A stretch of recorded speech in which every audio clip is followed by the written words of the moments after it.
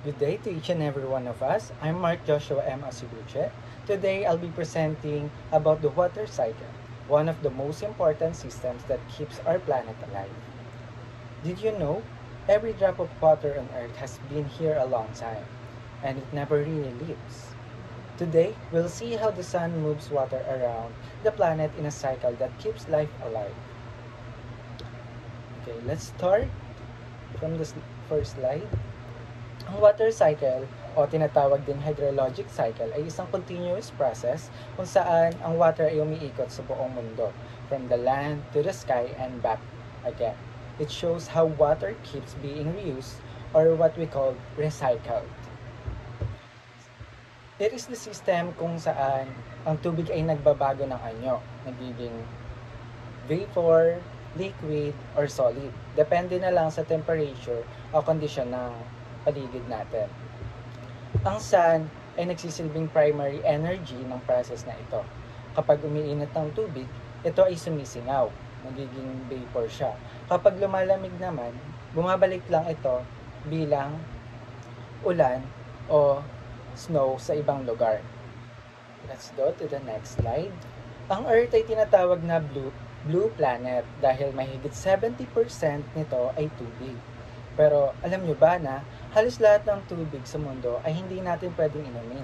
Sabi dito, around 96.4% ng tubig ay nasa karagatan bilang salt water na hindi pwedeng inumin o gamitin sa pang-agrikultura. Ang isa naman ay 2.6% lang ang fresh water, ngunit karamihan nito ay nasa North or South Pole na o nakabaon sa ilalim ng lupa bilang groundwater. Mas mababa pa sa 1% ang madaling makuha at magamit natin sa pang-araw-araw. Okay, next slide.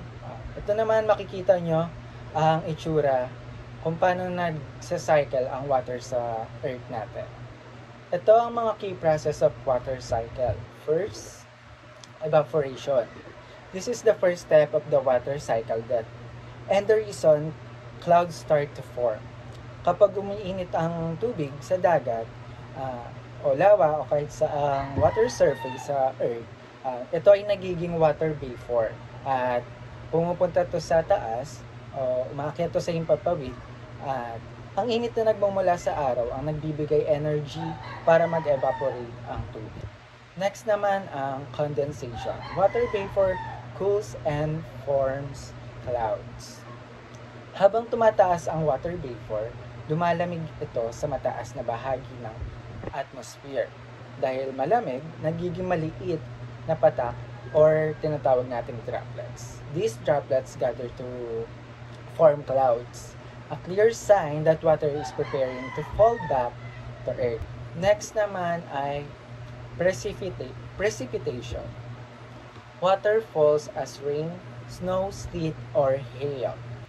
Precipitation occurs when clouds become too heavy and release water back to the earth. Ito naman ang other process involved in water cycle. Transpiration happens when plants release water vapor from their leaves.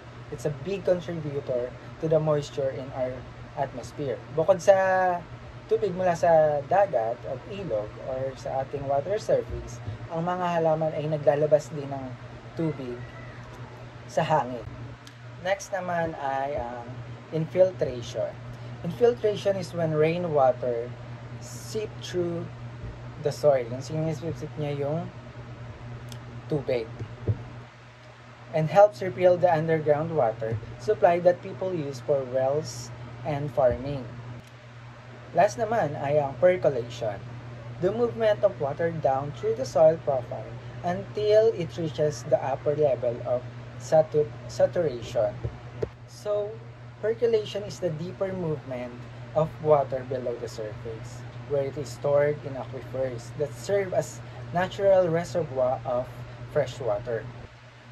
Let's go to the next slide. Importance to ecosystem. Nagbibigay ito ng fresh water sa mga ilog, lawa, tinutulungan ang mga halaman at lumago, nagre-regulate ng temperature at climate ng mundo. Nililinis ng tubig sa pamamagitan ng natural evaporation at precipitation. Human activities affecting the water cycle. Pollution affects the water cycle by contaminating rivers and oceans. When dirty water evaporates, it can cause acid rain, which damages soil, plants, and even buildings. Air pollution also affects how clouds form, leading to irregular rainfall. Deforestation. When trees are cut down, less water is released into the air through transpiration.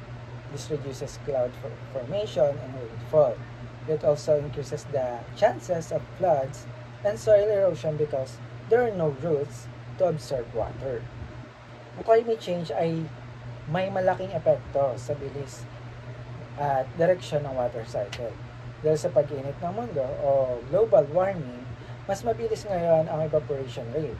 Kapag mas mabilis ang pagsingaw, mas maraming moisture at atmosphere. Pero hindi ibig sabihin ay mas maraming ulan.